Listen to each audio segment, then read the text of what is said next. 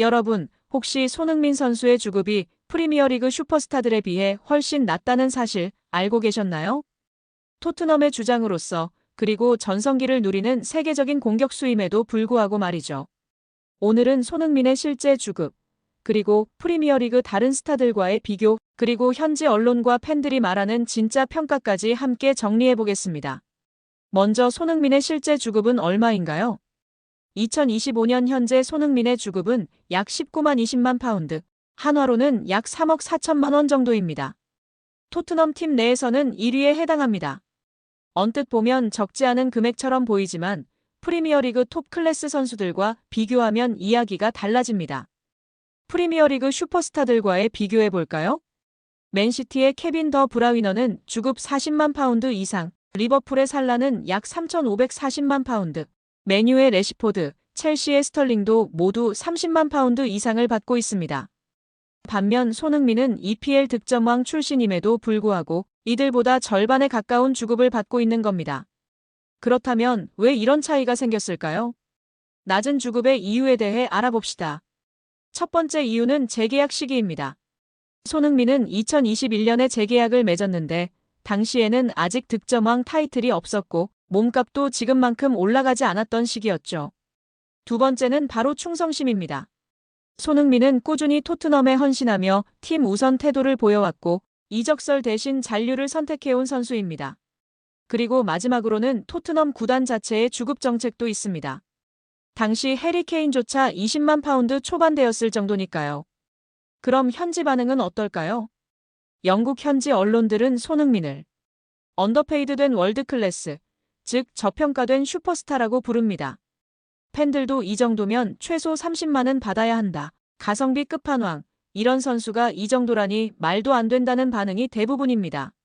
그만큼 존경받고 있고 동시에 안타까움도 존재하는 거죠.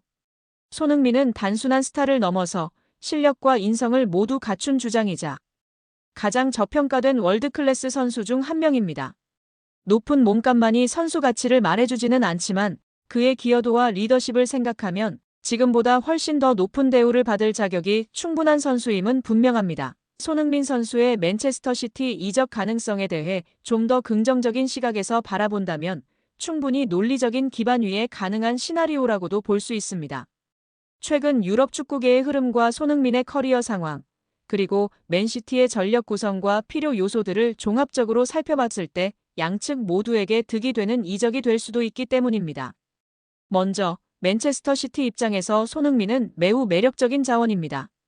펩 과르디올라 감독은 항상 지능적인 움직임과 빠른 전환, 높은 전술 이해도를 갖춘 선수를 선호해왔고 손흥민은 그 조건을 모두 충족하는 선수입니다.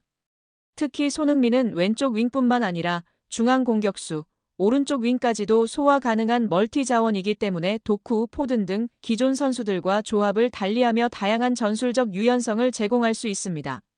또한 해리 케인과의 호흡에서 보여주었던 연계 플레이 능력은 홀란드와의 조합에서도 큰 시너지를 기대하게 합니다. 이적료 측면에서도 희망적인 요소가 있습니다. 손흥민은 현재 계약 기간이 2025년까지로 알려져 있으며 만약 토트넘이 재계약에 소극적인 모습을 보이거나 손흥민 본인이 우승에 대한 강한 열망을 나타낸다면 구단이 그의 의사를 존중해 적절한 이적료의 협상에 나설 가능성도 존재합니다. 30대 초반의 선수에게 천문학적인 이적료가 붙기 어려운 만큼 맨시티 입장에서는 비교적 합리적인 금액으로 월드클래스 윙어를 영입할 기회를 잡을 수도 있는 셈입니다. 또한 손흥민의 커리어적 측면에서도 이적은 의미가 있습니다. 그는 이미 개인적으로는 프리미어리그 득점왕, 월드클래스 입지 등을 이룬 상태이며 이제는 우승이라는 커리어의 마침표를 찍고자 하는 시점입니다. 맨시티는 EPL, FA컵, 챔피언스리그 등 다수의 트로피를 매 시즌 경쟁하는 팀이며 그 안에서 손흥민이 핵심적인 역할을 맡을 수 있다면 이는 선수 본인에게도 엄청난 동기부여가 될 것입니다. 구단 간 관계 역시 유연하게 풀릴 여지가 있습니다. 과거 해리 케인의 이적 불발로 인해 맨시티와 토트넘 간의 거래는 어렵다는 인식이 있었지만 이는 당시 케인의 계약 상황과 시장 가치 그리고 다니엘 레비 회장의 고집 등이 복합적으로 작용한 결과였습니다. 만약 손흥민의 의지가 분명하고 이적료 조건이 맞는다면 토트넘 역시 재정적 이익과 전력 재편이라는 현실적인 이유로 이적을 고려하지 않을 이유는 없습니다. 결정적으로 축구계에서는 예상치 못한 이적이 자주 발생합니다. 리오넬 메시의 바르셀로나 이적, 호날두의 복귀, 케인의 바이에른 뮌헨행 등 설마 했던 일들이 현실이 된 사례는 많습니다. 손흥민의 맨시티 이적 또한 그런 빅딜 중 하나로 성사된다면 이는 단지 한 명의 이적이 아니라 프리미어리그 전체의 구도를 뒤흔들 수 있는 뉴스가 될 것입니다. 따라서 손흥민의 맨시티 이적은 단순히 팬들의 상상이나 루머를 넘어서 실현 가능성을 가진 시나리오로 충분히 바라볼 수 있으며 당사자들 간의 의지와 조건이 맞아떨어진다면 그 실현은 생각보다 가까운 현실일지도 모릅니다. 한편 프랑스의 거함 파리 생제르맹 이적설도 불붙고 있는데요. 프랑스 언론 푸실은 손흥민은 6월이면 토트넘과 계약이 만료된다. 그는 PSG의 공격을 강화할 수 있는 옵션 중 하나로 간주된다. 손흥민의 PSG 이적설은 처음이 아니다. 하지만 이번에는 가장 적합한 링크일 가능성이 크다. 손흥민은 토트넘을 떠날 가능성을 열어뒀다. 손흥민과 거의 4년 동안 협상한 PSG는 아직도 그 자리에 있다. PSG는 그의 능력은 물론이고 라커룸에서의 프로다움을 좋아한다고 보도했습니다. 푸실은 토트넘은 지금까지 PSG의 구애를 거부했다.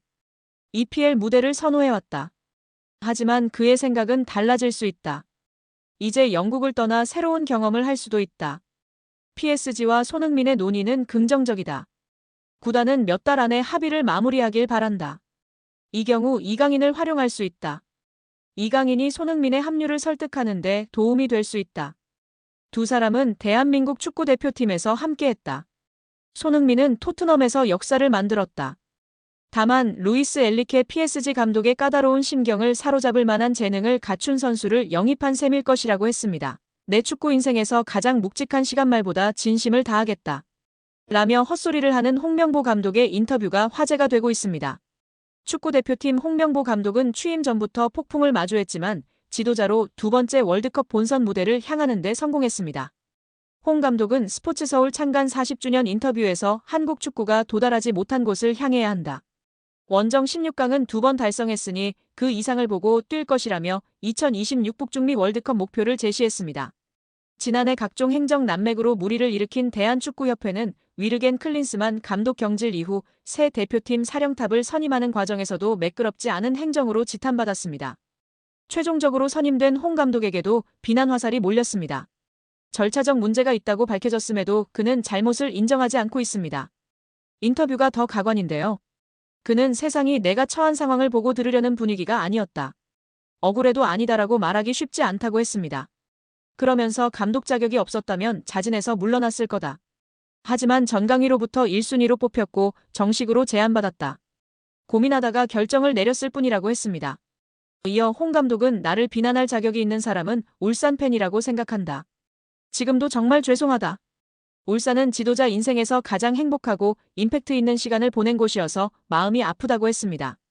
이어 홍 감독은 팔레스타인전 이후 오만원정에서 선수가 누구랑 어울리고 식사하는지 관찰한 적이 있는데 팀이 갈려져 있음을 직감했다. 그때부터 새로운 젊은 선수를 쓰자고 결심했다고 말했습니다. 이어 지난해 10월 배준호, 오현규 등이 맹활약하며 방향성을 명확히 했다. 태극마크와 주전 자리에 도전하는 분위기가 다시 생겨났다고 떠올렸습니다. 불안한 삼선, 본선 수준의 스트라이커 경쟁력 확보 등 여전히 과제는 많다. 홍 감독은 2014년 브라질 대회는 본선을 1년 앞둔 이 시기부터 맡았다. 선수 파악에 어려움이 따랐다. 지금은 K리그 감독도 했고 주요 선수장, 단점을 파악한 상태라고 자신했습니다. 또 본선을 앞두고 시즌을 마친 유럽파의 컨디션은 불명확하다. 북중미 지역 무더위로 체력전도 예상된다. 본선 직전 컨디션이 좋고 잘 뛰는 선수를 발탁해야 할 것이라고 했습니다. 끝으로 국가대표로 사명감을 강조했는데요. 그는 대표팀은 단시간 모여 준비하기에 완벽한 컨디션, 전술을 꾸리기가 어렵다. 그래서 중요한 건 공통의 목표이다. 우리 스스로 지향점을 찾는 것이라며 과거엔 정신력, 애국심을 강조했지만 세상이 달라졌다고 목소리를 냈습니다. 이어 난 역지사지에서 찾는다. 선수에게 우리를 돕는 스태프나 협회 직원, 식사를 챙겨주시는 아주머니 등을 가족이라고 생각해보라고 한다. 우리 역시 프로답게 국가대표의 사명감을 느끼면서 책임을 다해야 한다고 강조했다고 전했습니다. 아직도 전혀 문제를 인식하고 못하고 있는 낙하산 홍 감독의 인터뷰였습니다.